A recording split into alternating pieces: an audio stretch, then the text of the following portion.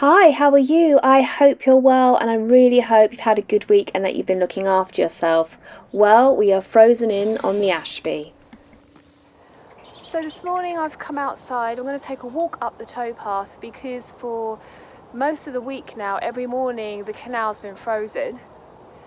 And it's just not good to move for other boats that you pass if you're, in your boat, because the sound and what it does to the blacking is awful.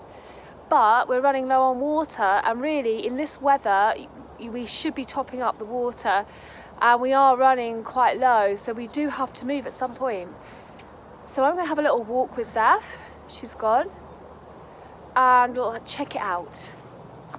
So I thought you could check it out with me.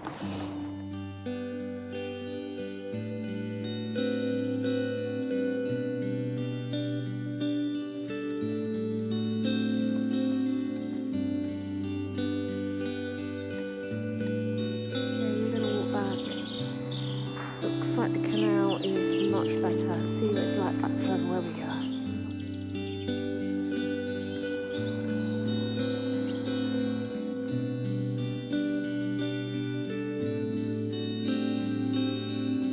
Like a good one. Is that what you're looking at?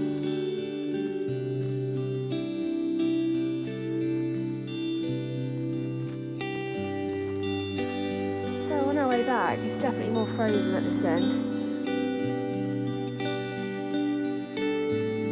Right, so back we are. Definitely having a cup of tea first before I do anything.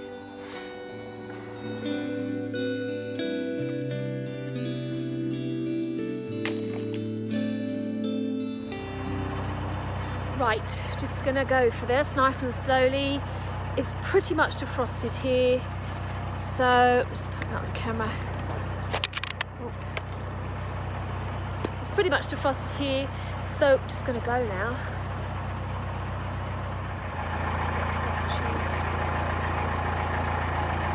And under a blanket of bitter mist, we slowly make our way to the water point.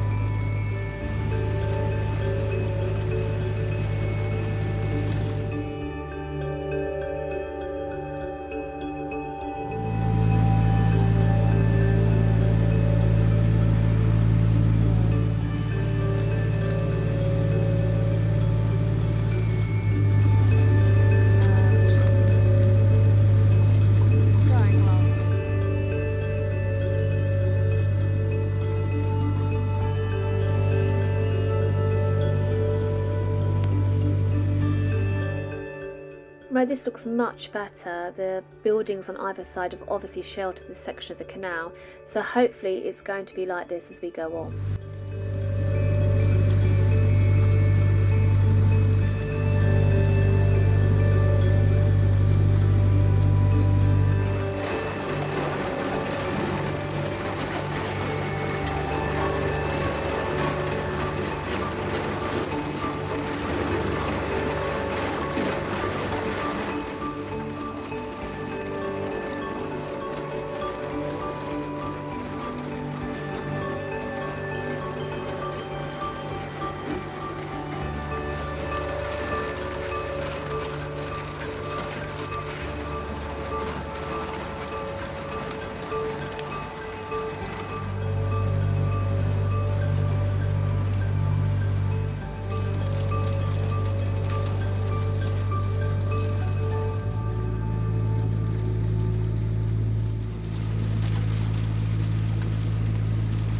Up at the water point, which is brilliant. And here it's completely ice free. I'll wash up while we are filling up with water, just so we can fill up the tank again after I've washed up. So filling up with water has taken a long time because obviously our tank was almost empty, and we are losing light. It's getting dark, so we can't stop where we wanted to stop. We're just going to make a short stop here overnight and move in the morning.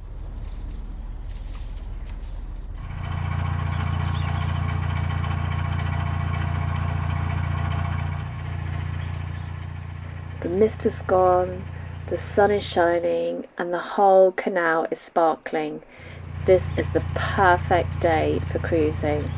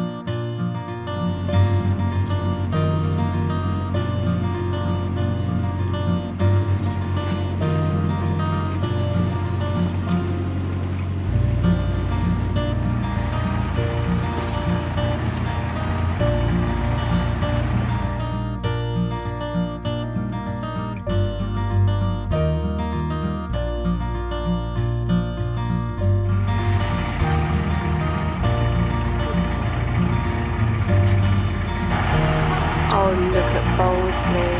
Oh my goodness, Bosley is cute.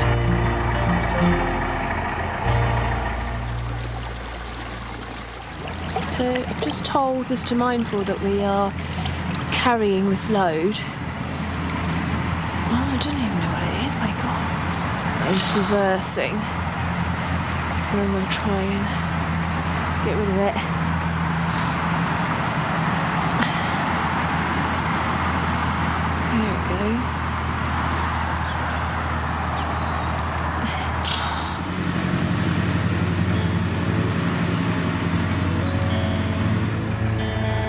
This is exciting.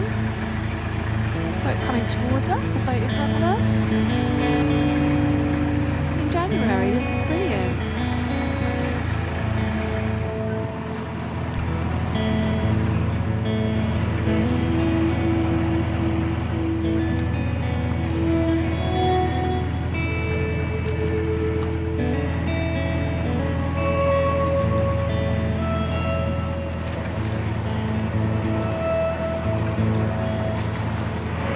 In the distance, you'll see in a minute a spire of a church.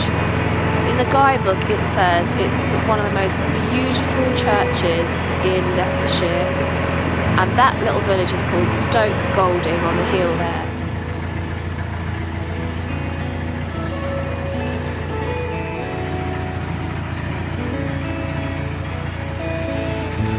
This is the pump out. Look at that. That's the most beautiful pump out I've ever seen.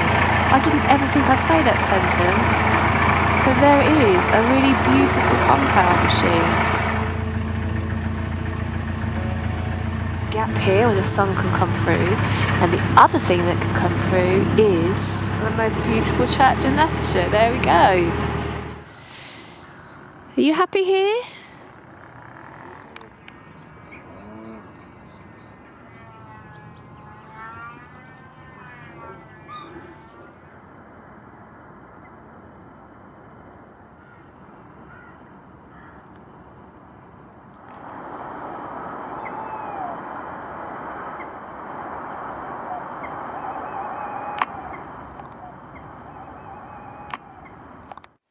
Okay, so I've woken up this morning. Well, actually I didn't sleep very well. I think it's the wolf moon. The wolf moon is just giving me loads of energy. So I only had about an hour's sleep. I've woken up this morning, the canal is completely frozen again, and so we are frozen in. But I think it's just going to be a time to go and visit that church and show you and take you there. It's absolutely stunning outside, so let's make the most of it. Look at that sky. The sky is beautiful.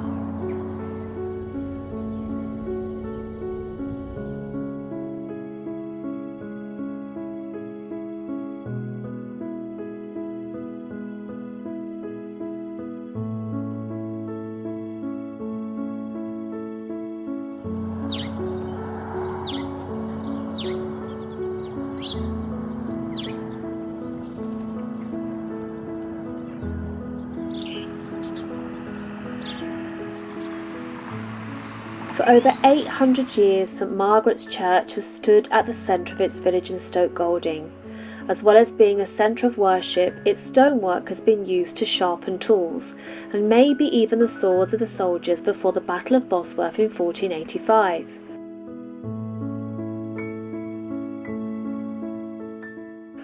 Oral history tells us that the villagers watched the battle from the church tower, and they may have even seen the crowning of Henry Tudor after the defeat of King Richard III.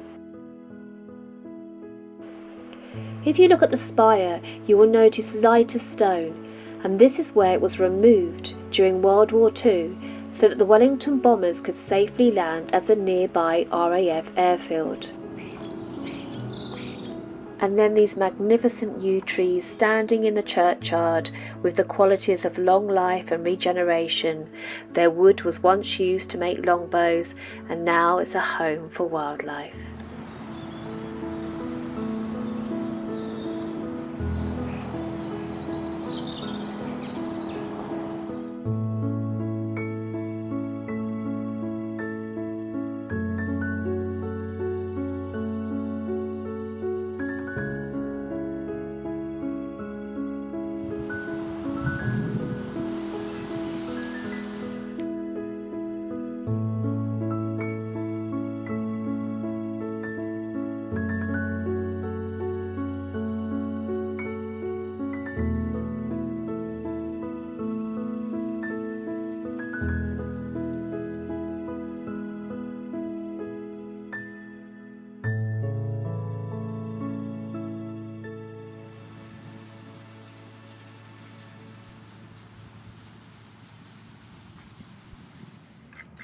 And then back to feed my new neighbours, the two Mallard brothers, Albino Al and Si.